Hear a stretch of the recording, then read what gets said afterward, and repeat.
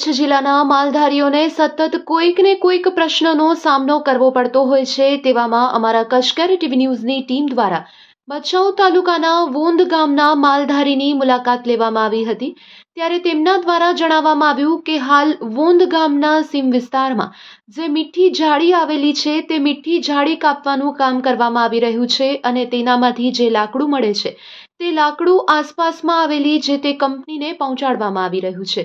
ત્યારે આ માલધારી દ્વારા એવી વિનંતી કરવામાં આવી હતી કે આ મીઠી જાળી કાપવામાં ન આવે, કારણ કે શિયાળાના સમયમાં તેઓના પશુઓને બેસાડવા માટે કોઈ ઓથ નથી હોતી અને ઉનાળાના સમયમાં જ્યારે તડકે પશુઓ ચરતા હોય છે ત્યારે છાયામાં બેસાડવા માટે પણ કોઈ જ જગ્યા બાકી નથી રહી, કારણ કે તમામે તમામ જાળી કાપી નાખવામાં આવી છે। ત્યારે આ માલધારીઓ દ્વારા માંગ કરવામાં આવી હતી કે આવી જાળીઓ કાપવામાં ન આવે, જેના કારણે પશુઓને પણ મુશ્કેલી પડતી હોય છે। ત્યારે આ વિશે વધુ જણાવી રહ્યા છે ભચાઉ તાલુકાના વોંધ ગામના માલધારી। આવો સાંભળીએ તેમના શબ્દોમાં।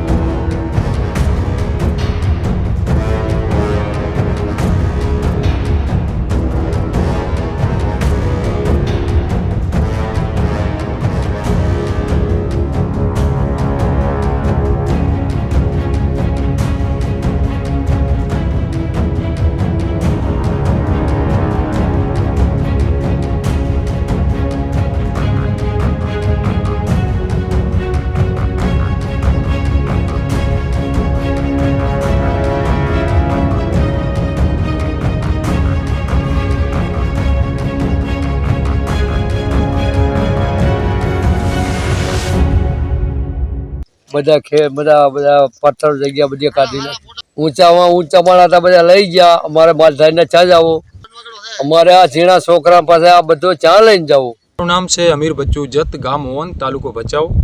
અને અત્યારે જે મીઠી જાળી છે બે ફોર્મ કોવાડી ધારિયાથી કૂટી રહ્યા છે, તો એના માટે અમે એવી માંગ ઉઠી છે બધા માલધારીઓની કે આ બંધ થવું જોઈએ। ક્યાં શિયાળો આવે તો અમારા માટે ઓથો નથી માલ બેસાડવા માટે, ઉનાળો આવે તો છાંયું નથી, અને આ વારંવાર કોવાડી ધારિયાથી આ જે લાકડા કાપવાનો ધંધો ચાલુ છે, બે ફોર્મ ધંધો અહીંયાનું અત્યારે આડેધડ ચાલુ રાખી રહ્યા છે। તેમજ મીઠી જાળીનું જે પીલુડીના ઝાડ છે, કેળો છે, પછી ખીજડો છે, દેશી બાવળ છે, એવા ઘણા નાના મોટા ઝાડવાનું મીઠા ઝાડવાનું નીકળવાનું ચાલુ છે। અમારી માંગ ઉઠી છે બધા માલધારીઓની કે આ બંધ થવું જોઈએ।